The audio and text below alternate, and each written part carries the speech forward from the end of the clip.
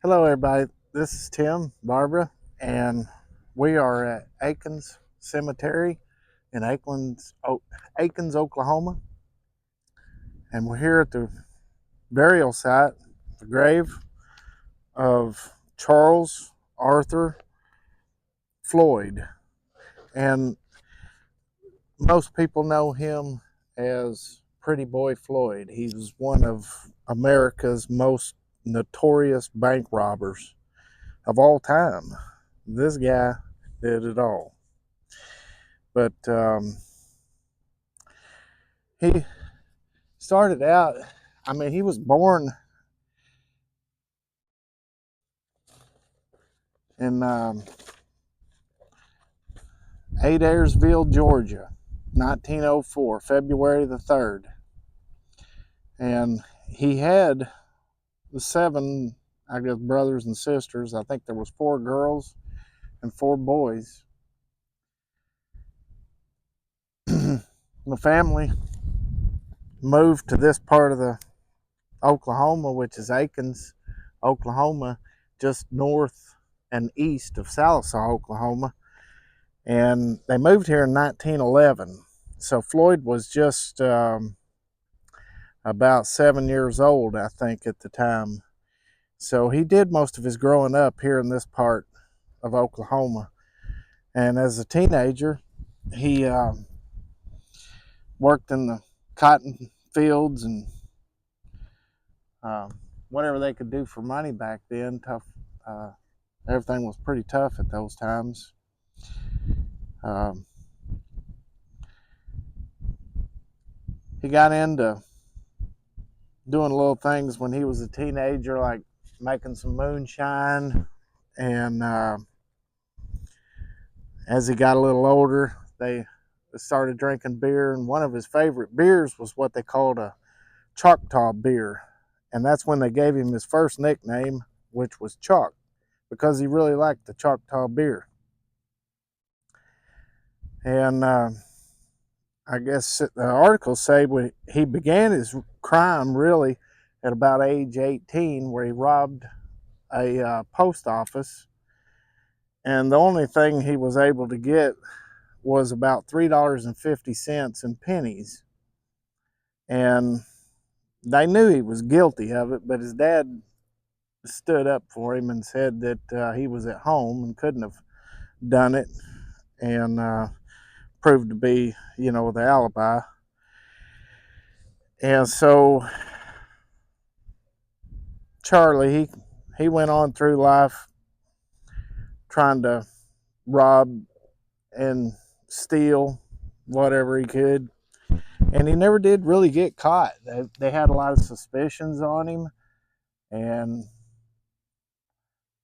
so he kept getting bigger and bigger, because at the time of 1920s, when we got into what they called the roaring 20s, and everything was good. Everybody in America was getting rich. Stock market was booming. And then Charles met his wife, or lady that he married, and let's see, her name was Ruby Hardgrave. And they married in 1924, and they had one son named Jack Dempsey. And then about 4 years later, I think it was, the articles say that they divorced when their son was 4 years old. And Ruby moved to Fort Smith and lived in Fort Smith, Arkansas. And Charlie would visit her from time to time because he really did love her and he wanted to see his son. And she moved to Tulsa, Oklahoma. So he'd visit her there. And finally, one day, in Charlie's robbing of banks, which he was known for robbing banks in Oklahoma, all over Oklahoma and the Midwest. And he finally met a lady named Beulah. and I'm not sure how you pronounce her last name, but I think it's Baird. It's Baird. And this was his new girlfriend, and she's the one that gave him the name Pretty Boy, which he did not like. And so people that didn't know him, they called him Pretty Boy, and this name stuck with him. But the name he liked was Chalk, after the Choctaw beer. But he continued to rob banks, and it got to the point where his robberies were so frequent that almost every robbery, any bank robbery that happened, they just got to where they was blaming Pretty Boy Floyd. They said he did it. And so we don't know how many banks he actually robbed, but there was a considerable amount. And in fact, he robbed 2 banks in one day. And the thing about his robberies is a lot of people labeled him as a type of Robin Hood, and the reason why they did that is because when he would rob a bank, he would steal the money, all right, but he was also taking bank notes that describe, for the mortgages on people's properties, and he would steal the deeds because back then the banks would hold the deeds to these properties until they were paid. And in 1928, we had the stock market crash, and which, people lost their money, and the economy just really went downhill. People didn't have any money, people didn't have any jobs, and this triggered the Depression, and so many people were just really denied the basic necessities of life. And so the banks were foreclosing on a lot of properties. And when Pretty Boy Floyd would rob a bank, he'd steal these mortgage papers and he would destroy them. And then he had the deeds to these properties. And so he would go around and find these people and he'd put it in their mailbox. And so they had no record of the mortgage, so the bank couldn't do nothing. And these people had their mortgage free and clear. And so these people loved him, even though, he was a criminal and he was robbing banks. They really, I don't know how you couldn't blame them for saying, this guy's a great guy. He gave me my mortgage free and clear at a time when they had nothing. They didn't even have anything to eat. He was also giving them money. But, one of the other things that he did was, by doing this, when he needed a place to stay, these people would put him up and they would feed him and give him a bed to sleep in. And they wouldn't turn him into authorities. Even though, authorities asked where he was at, they would just not say anything. And so Pretty Boy Floyd kept at it, kept robbing the banks. He did it so much that even the insurance companies for the banks, their insurance doubled because they were most likely going to get robbed by Pretty Boy Floyd. And so this guy, he goes on and he gets involved with a crime in Kansas City, which was known as the Kansas City Massacre. And this was to free America's Most Wanted, Frank Nash, who was in transport to Leavenworth. And stories say that Pretty Boy Floyd was one of the gunmen involved with this, where at that time what they had was called the Bureau of Investigations, and this was before the FBI, which led to what is now known as the FBI. But at this time, Frank Nash was shot with several other Bureau of Investigation men, and Pretty Boy Floyd, he got the blame for being one of the gunmen, and now then he became America's Most Wanted, #1. And they were looking out for him, and they wanted him dead or alive, and they were offering some pretty substantial reward money for his location, for them to apprehend him. And so he was found in Ohio, and let's see, where was it in Ohio? Somewhere in Ohio he was found, and the police approached him, and they figured out who he was, and ended up in a gunfight, and he died. He was shot twice, and so that crime, it was all settled then. They brought him back to Oklahoma to bury him here in Aikens, and they said that this was one of the biggest, if not the biggest, funeral in Oklahoma history for this burial. They said there was over 20,000 people here in this cemetery in 1934, October the 22nd. And his actual place of death was East Liverpool, Ohio in 1934. And so here he is at rest, and you can see a lot of people have visited his grave, and they've put a lot of stuff on here. A lot of people didn't like him, a lot of people loved him, and we can all understand why, because of the things that he did. And you can see his stone, how damaged it is. And this is not the original stone. This stone has been damaged, but the other one, they've said it's been replaced several times. We don't know how many, but people have came here and they have chipped pieces of his stone, his monument here, or his headstone away, to have a little piece of one of America's most notorious bank robbers. But next to it here is his parents, and this is Mammy, Helena, and she was an Eccles, and she was born March 13th of 1881, and she died June 16th of 1978.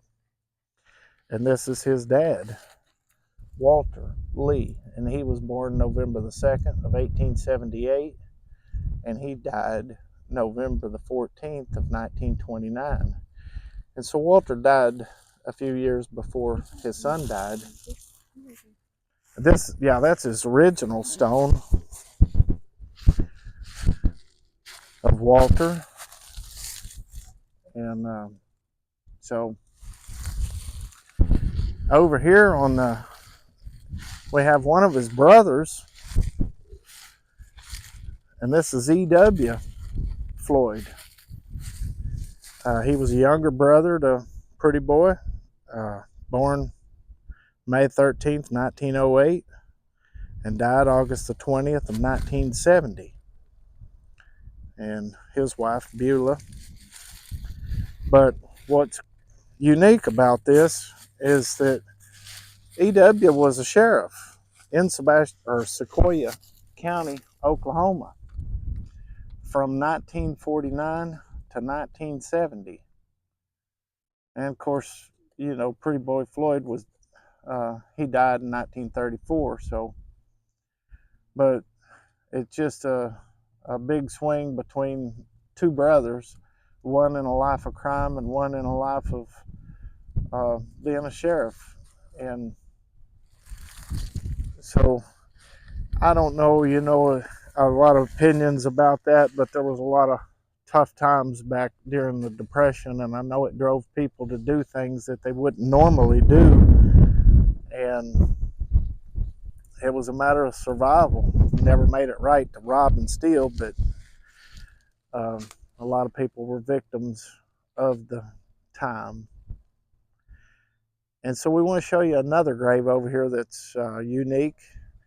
And we've been holding out to try to find one of these, and we finally found it. So we're going to go over there and show you that one. Okay, so here we are at two of the most unique headstones that you're going to ever find in a cemetery. And what makes these unique is these marbles, and they glow, and you should be able to see that in the camera. And these are called cat's eye marbles, and they're made out of uranium glass, and under a ultraviolet light they glow like this. So that's the reason why we did this when we did it right here in the evening, so you can see this. And now this is Fred Caves, and over here is his wife Beatrice, and her marker is a lot the same, but it's just that these marbles right here in this area. And so here's their updated stones over here. And Beatrice, she was born July the 19th of 1903, and she died January the 11th of 1978. And then her husband, Fred, Charles Fred Caves, he was born April the 20th of 1901 and died August 18th of 1987. And so Fred and Beatrice, they had 6 children, and those are one of the. There was a tragic accident with one of their sons.